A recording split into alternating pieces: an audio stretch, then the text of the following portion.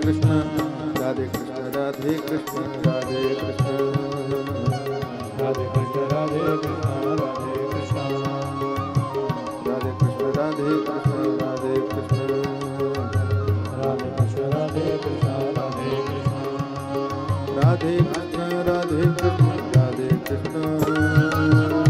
कृष्ण राधे कृष्ण राधे कृष्ण जय जय राधे कृष्ण राधे कृष्ण राधे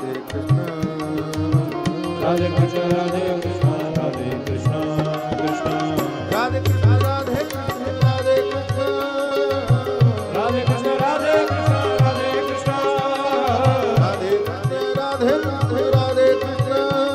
राधे कृष्ण राधे कृष्ण राधे कृष्ण जय जय राधे कृष्ण राधे कृष्ण राधे कृष्ण राधे कृष्ण राधे कृष्ण राधे कृष्ण बोलो राधे कृष्ण राधे कृष्ण राधे कृष्ण राधे कृष्ण राधे कृष्ण राधे कृष्ण राधे कृष्ण राधे कृष्ण राधे कृष्ण राधे कृष्ण राधे कृष्ण राधे कृष्ण राधे राधे कृष्ण राधे राधे कृष्ण राधे राधे कृष्ण राधे कृष्ण राधे राधे कृष्ण राधे राधे कृष्ण राधे राधे कृष्ण राधे राधे कृष्ण राधे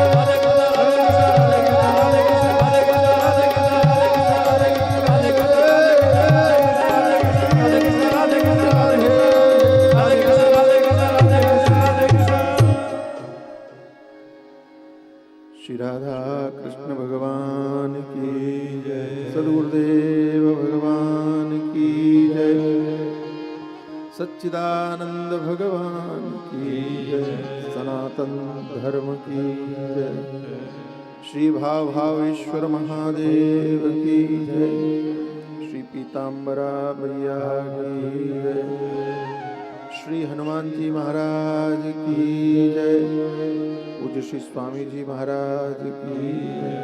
ओम नमः पार्वती पते हर हर महादेव।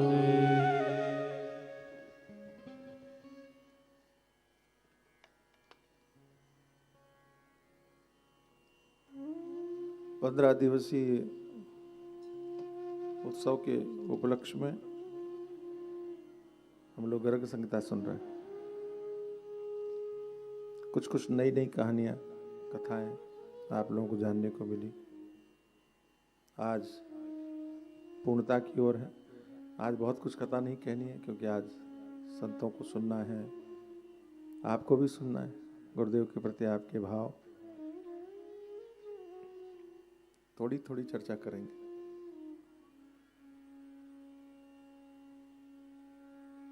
मनुष्य का बहुत भाग्य होता है तब वो सत्संग प्राप्त करता है। ये तो आपने सुना ही। भाग्योदयेन बहुजन्म समर्जिते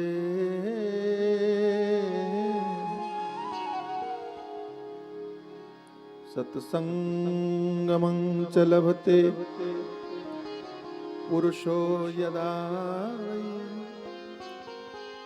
अज्ञान हेतु कृतमोह मदांधकार नाशम विधाय हि तदो दयते विवेक। क्यों? ये सत्संग ही है कि जो आपको विवेक प्रदान करता है। ये सत्संग ही है जो आपको भगवान के विषय में बताता है। ये सत्संग ही है जो परमात्मा से जोड़ने का काम करता है, और ये सत्संग ही है जो संसार से दूर करने का भी काम करता है। भक्ति ज्ञान विरागाप्तो विवेको वर्धते महान, ये सत्संग है। आप कहो महाराज हम तो संसार से दूर नहीं होना चाहते, हम सत्संग करके क्या करेंगे? अच्छा ठीक है, आप संसार से दूर नहीं होना चाहते हो, लेकिन आप दुखों से दूर होना चाहते हो कि नहीं? देखो बोलना पड़ेगा, आज तो बोलो।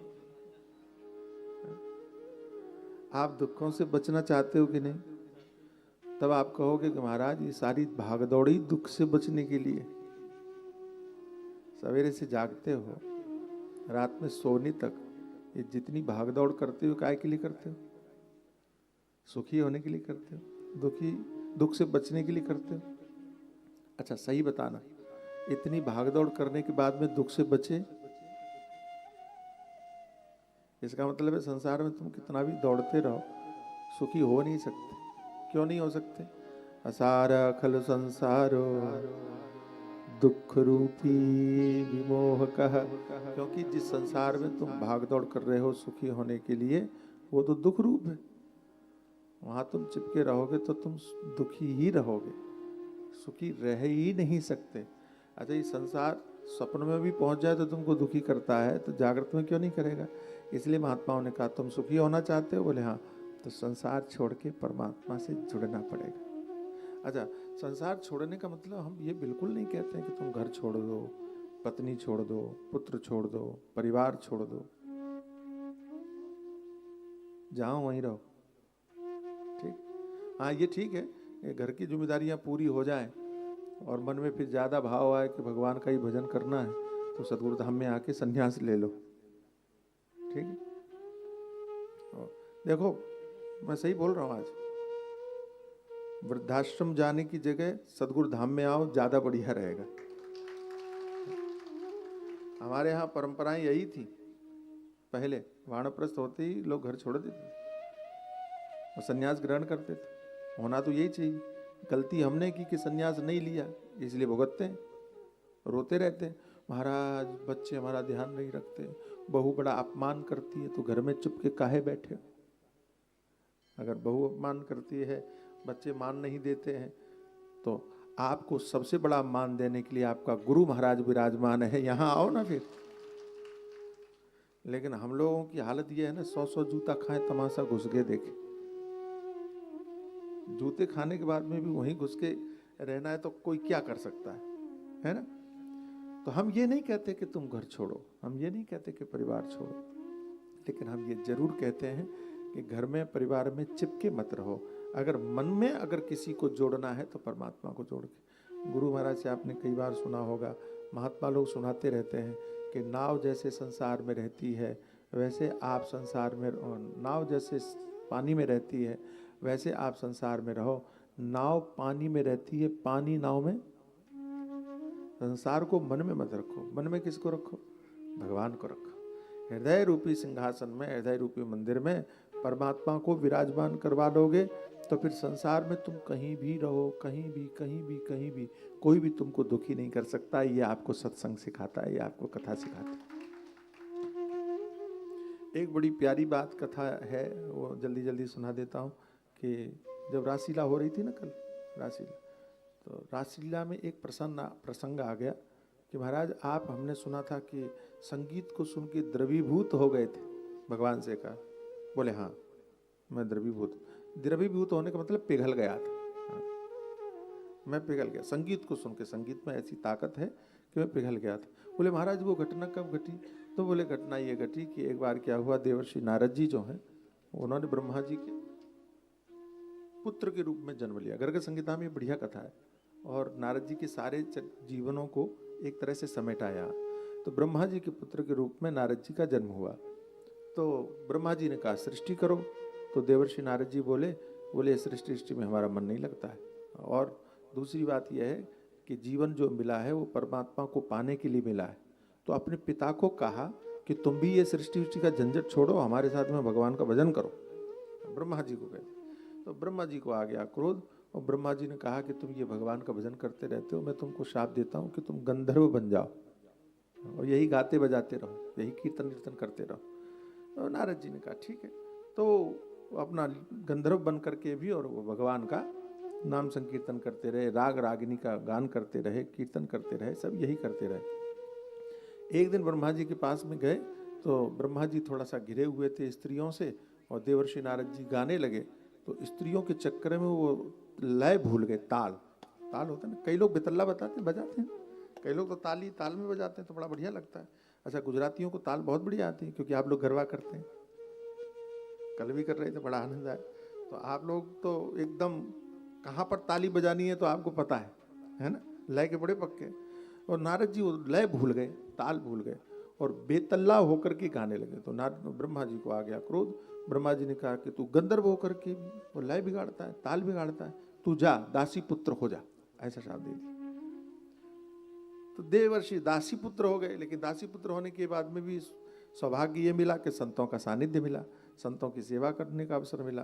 तो संतों ने प्रसन्न होकर के कहा तुम्हें क्या चाहिए? बोले हमारे मन में भगवान की भक्ति हो। देवर्षि नारद जी ने छोटे में कहा। संतों ने उनको आशीर्वाद दे दिया कि तुम भगवान की भक्ति करो और भगवान के पार्षद बनो, ऐसा कहा। अब तो नारद जी बड़े प्रसन्न, वीणा लेकर के और भ्रमण करने लगे, भगवान का नाम का संकीर्तन करते हुए सारी दुनिया में जहां जाए संकीर्तन कर सके। एक बार एक क्या हुआ, इलावर्त खंड था, वहाँ एक वेद नगर था। उस वेद नगर में गए तो वहाँ देखा कि गांव में बड़े अजीब लोग रह रहे हैं। किसी के टांग नहीं है, किसी के पाँव नहीं है, किसी के घुटना नहीं है, किसी का हाथ कटा है, किसी का कुबड़ निकला है, किसी का कान कटा है, मतलब पूरे छिन्न भिन्न शरीर वाले, कोई भी पूरे शरीर का व्यक्ति नहीं दिखा। तो नारद जी ने कहा कि तुम लोगों को क्या हो गया, किसी ऋषि का शाप है क्या? तुम्हारे गांव में जो भी पैदा हुआ है सब ऐसी अंग भंग है, कारण क्या है? तो कहने लगे पूछो मत। बोले नहीं बताओ, तुम हो कौन? बोले हम लोग राग हैं, राग। इस गांव में रहते हैं, सब राग ही रागनी है, सब राग है, अलग अलग राग है। तो तुम्हारी ये हालत किसने की? बोले महाराज नाम सुनोगे तो आपको बड़ा कष्ट होगा। बोले नहीं बताओ। तो बोले एक ब्रह्मा का पुत्र था, उसका नाम नारद था। तो बोले उसने वो राग रागनी ऐसी गाई कि वो राग कभी किसी भी समय पर कोई भी राग गा देता था, बेतल्ला होकर के गा देता। उसी ने मेरे को ये अंग भंग किया, किसी ने टांग तोड़ दी, किसी ने हाथ तोड़ दिया, किसी ने कुछ तोड़ दिया, किसी ने। नारद जी ने कहा वो तो मैं ही हूँ। बोले हे महाराज क्षमा करो, आप ही के कारण हमारी दुर्गति हुई है।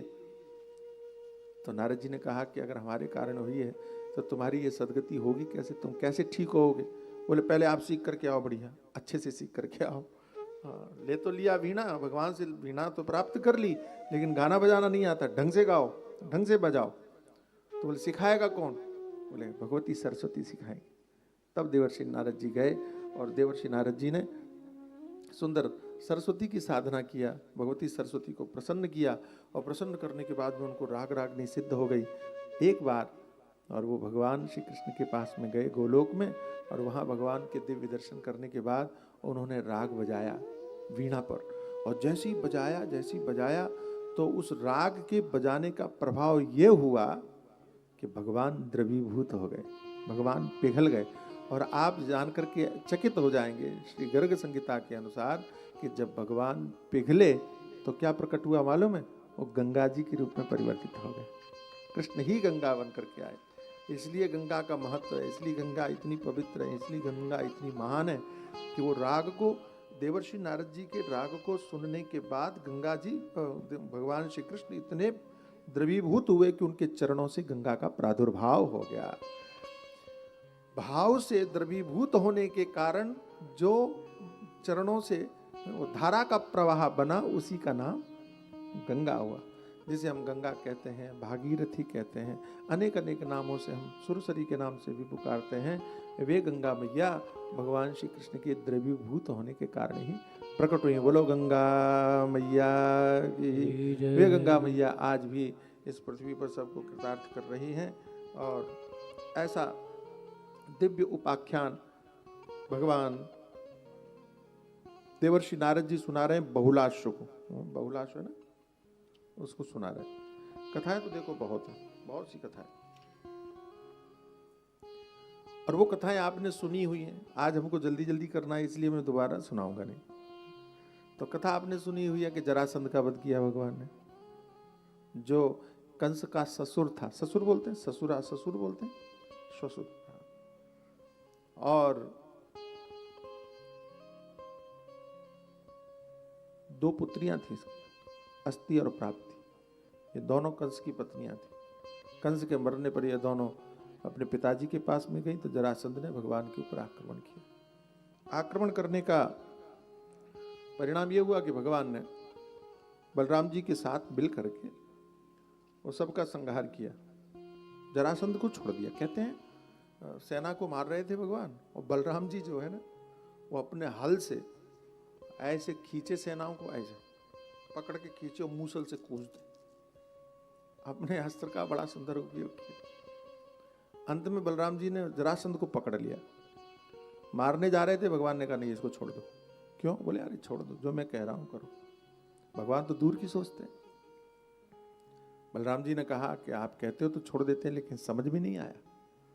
बोले बहुत सारी चीजें सबके सामने नहीं समझाई जाती, लेकिन तुम मेरी बात मानो। तो भगवान की बात मान के बलराम जी ने जरासंध को छोड़ दिया।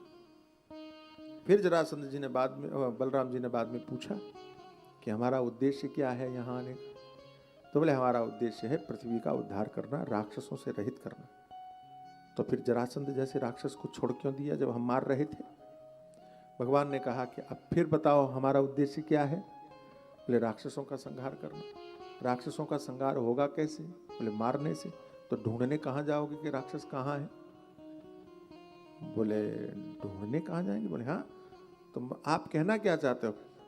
भगवान ने कहा हम कहना चाहते हैं कि जरासंध को हमने इसलिए छोड़ा कि जितने राक्षस होंगे बार बार ढूंढ ढांड के लाएगा, हम यहाँ बैठे बैठे समाप्त कर देंगे, हमारा काम पूरा हो जाएगा, झंझट खत्म। काहे के लिए घर घर में ढूंढने जाए? एक ही साथ 17 बार जरासंध ने आक्रमण किया और भगवान ने 17 बार उसकी सेना का संहार किया और उसको छोड़ दिया। मुचकुंद बाद में उनका उद्धार करने के लिए कालयवन आया, तो भगवान ने कहा ये तो नाटक हो जाएगा। एक तरफ से कालयवन, दूसरी तरफ से जरासंध, और हमारी जनता बेमतलब मारी जाएगी। तो राजा वो नहीं है या समर्थ वो नहीं है कि जो केवल दूसरों को मारना जानता हो। समर्थ वो है जो अपने को बचाना भी जानता हो। मैं देखो मंच से मैं बड़ाई करता हूँ, बुरा मत मानना, लेकिन मैं सही व्यक्ति की बड़ाई करता हूँ। इस मामले में हमारे माननीय प्रधानमंत्री श्री नरेंद्र मोदी जी की प्रशंसा की जानी चाहिए कि ऑपरेशन सिंदूर के समय पर केवल दुश्मन को मारा ही नहीं, अपने लोगों को बचाने का भी काम किया। अपने देश, ताली जोर से बजाओ, क्या है,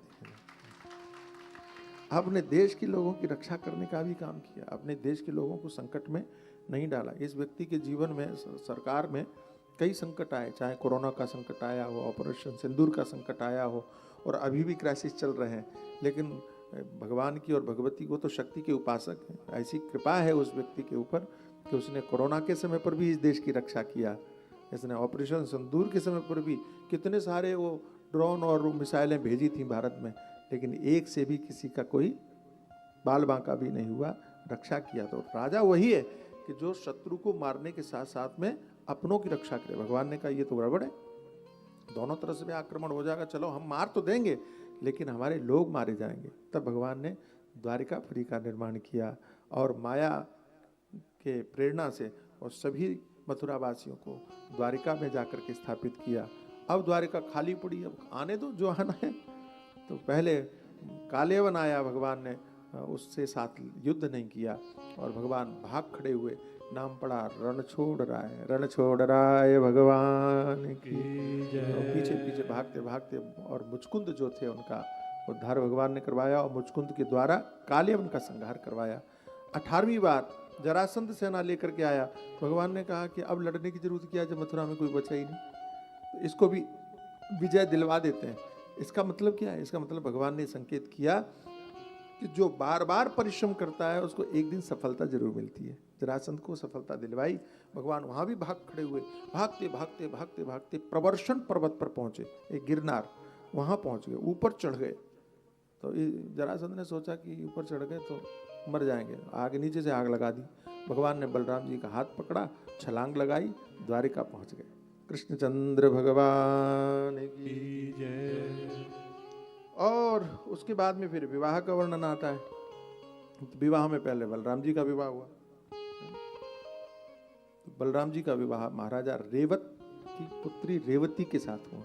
इनका वर्णन श्रीमद् भागवत में भी है, देवी भागवत में भी मैंने पिछली बार सुनाया था, और गर्ग संहिता में भी वैसे ही है कि रेवती के साथ में विवाह कैसे हुआ। मैं सुना चुका हूँ, इसलिए उसमें ज़्यादा समय लगाऊंगा नहीं। और उसके बाद में भगवान श्री कृष्ण और रुक्मिणी के विवाह का भी उल्लेख है।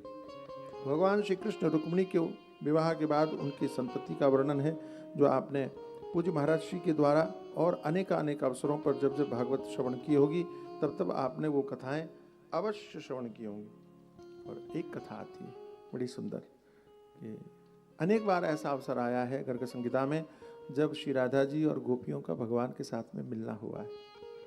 वृंदावन से जाने के बाद में भी एक स्थान है सिद्धाश्रम, और सिद्धाश्रम में श्री राधा जी गोपियों के साथ में आती हैं और भगवान श्री कृष्ण अपनी पटरानियों के साथ में जाते हैं।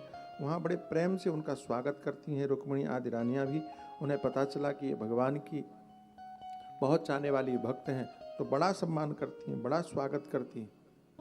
और स्वागत प्रेम मिलन के बाद बड़ी सुंदर कथा है, वो भी सुनी है आपने कथा, लेकिन गर्ग संहिता में ये पता होना चाहिए आपको। और जब शयन करने की बारी आती है तो लोग थोड़ा अलग तरह से सुनाते हैं, गर्ग संहिता में अलग है।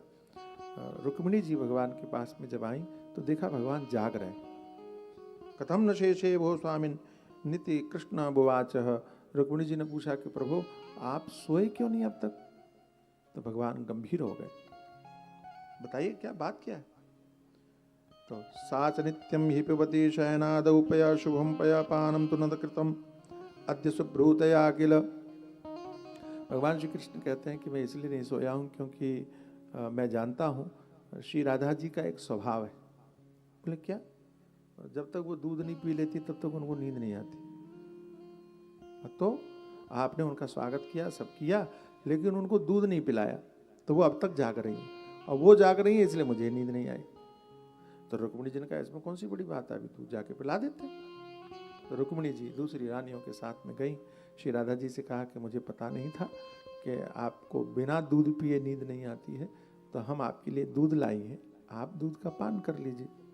श्री राधा जी प्रसन्न होकर के बैठ गई और उन्होंने वो दूध लिया। तो दूध थोड़ा गर्म था और गरम गरम दूध उन्होंने चूँकि लाई, वो बैठी थी तो जल्दी जल्दी पी लिया।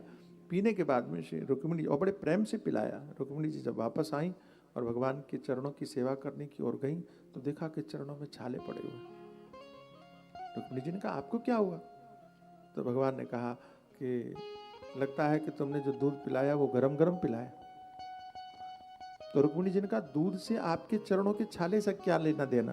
तब भगवान ने कहा तुम्हें पता नहीं है, श्री राधा जी जो है ना, उनके हृदय में सदैव मेरे चरण विराजमान रहते हैं, और गरम गरम दूध पीने के कारण और उनके हृदय में वो छाले जैसे पड़ गए। तो ऐसा दिव्य प्रेम प्रकट प्रभाव संसार में कहाँ आप देख पाओगे, कहाँ सुनोगे।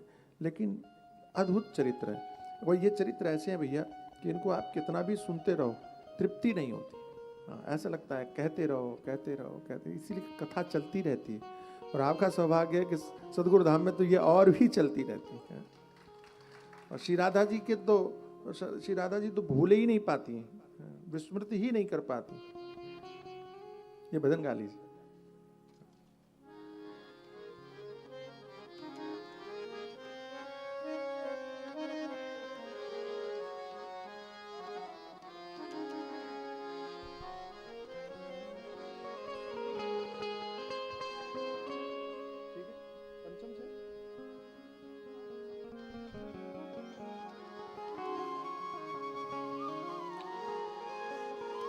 तुम्हारी याद आती है, बहुत मधुर भाव है। तुम्हारी याद आती है, बताओ क्या करें मोहन। तुम्हारी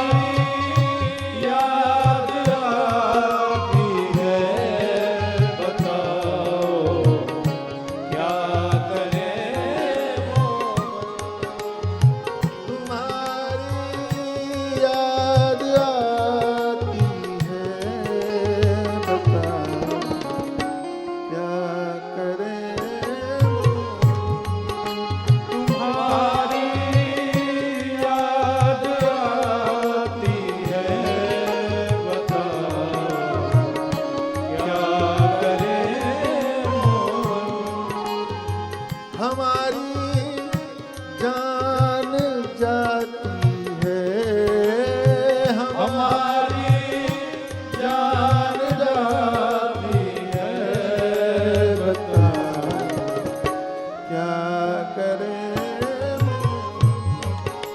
हमारे